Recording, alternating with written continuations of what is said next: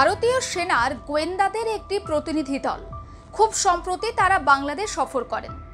এটা মোটামুটি কম বেশি আমরা প্রত্যেকেই জানি। 3 সদস্যের এই প্রতিনিধি দলের নেতৃত্বে ছিলেন জেনারেল কুন্দন সিং। ভারতীয় গোয়েন্দাদের বাংলাদেশ সফর শুরু হয়েছিল একেবারে গোপনে, কিন্তু প্রশ্ন হচ্ছে বাংলাদেশের এমন আবহে হঠাৎ ভারতীয় সেনার গোয়েন্দারা কেন আচমকা বাংলাদেশ সফরে গেলেন?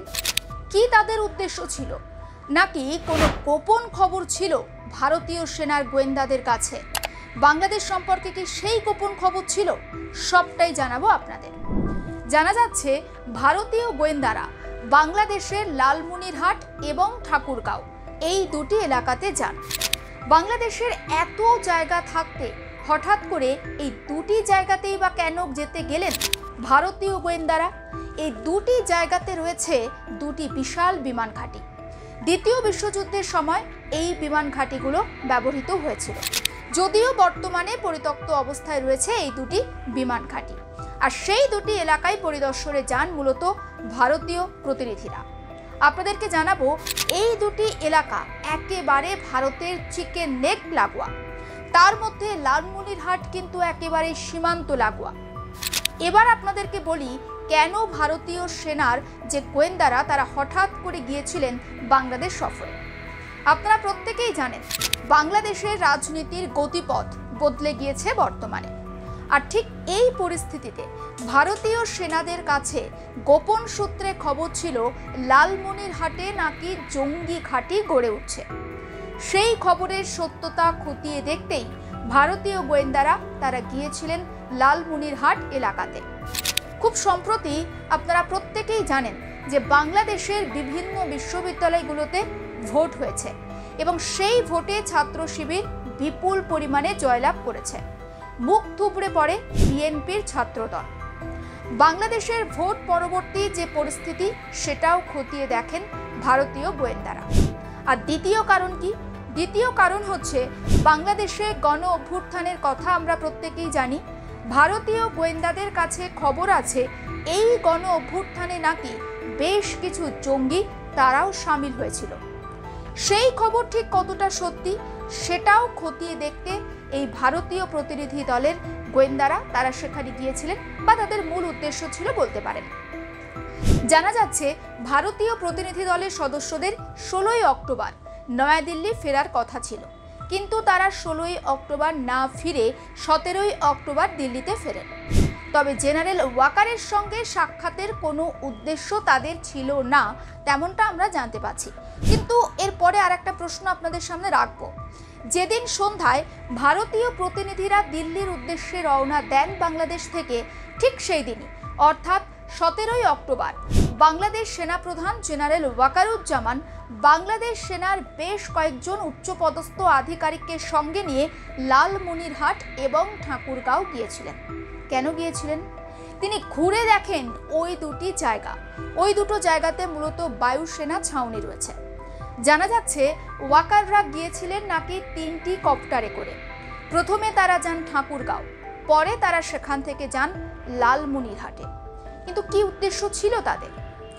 ভারতীয় গোয়েন্দাদের বাংলাদেশ সফর, জেনারেল ওয়াকারের প্রকাশ্যে আসা, এই দুটো ঘটনার মধ্যে কি কোনো মিল পাচ্ছেন আপনি?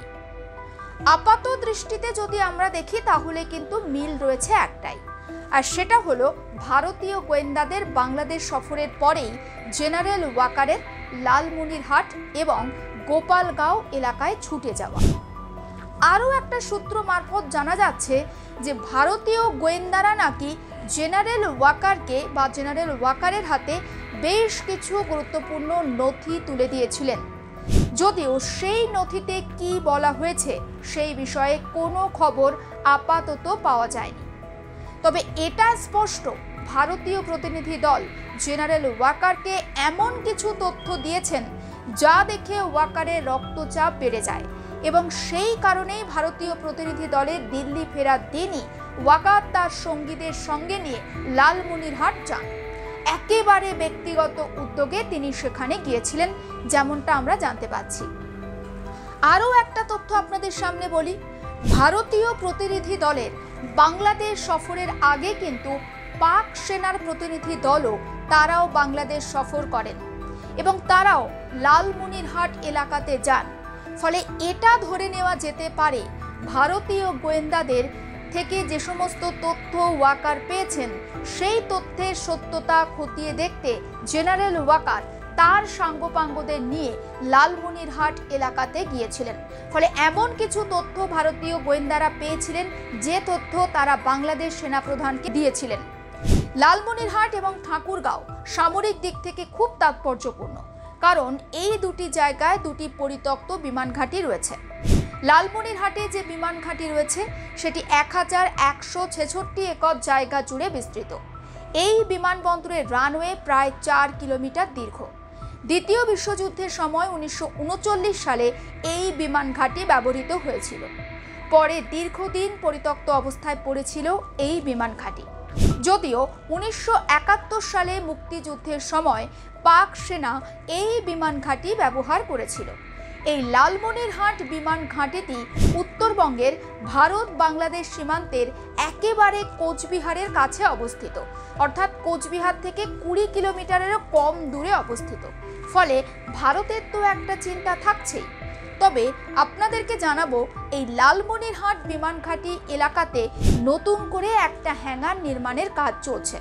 সেই নির্মাণ কাজ পরিদর্শন করতেই মূলত গিয়েছিলেন ওয়াকার এবং সম্পূর্ণ ব্যক্তিগত উদ্যোগে তিনি সেই কাজ পরিদর্শনের জন্য গিয়েছিলেন।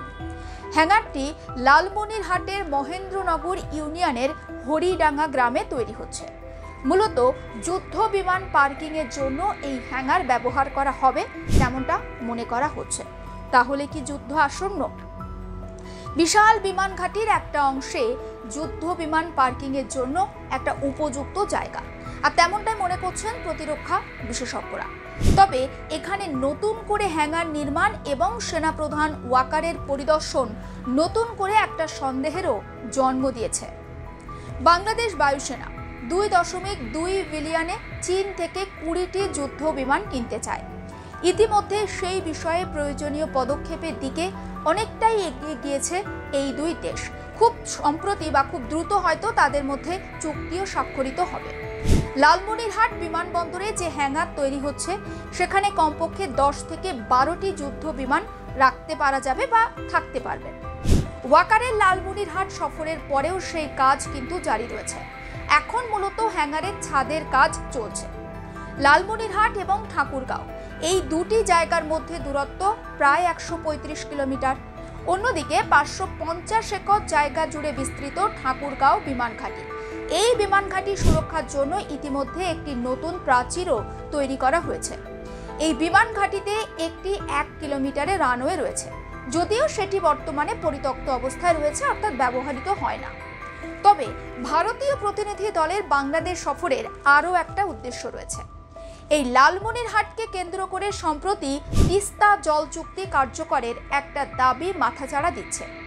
হাসিনা চাইছেন তিস্তা প্রকল্প ভারত কার্যকর করুক, আর অন্তর্বর্তী সরকার তারা কি চাইছে? তারা চাইছে এই প্রকল্প দ্রুত চীনের হাতে তুলে দিতে।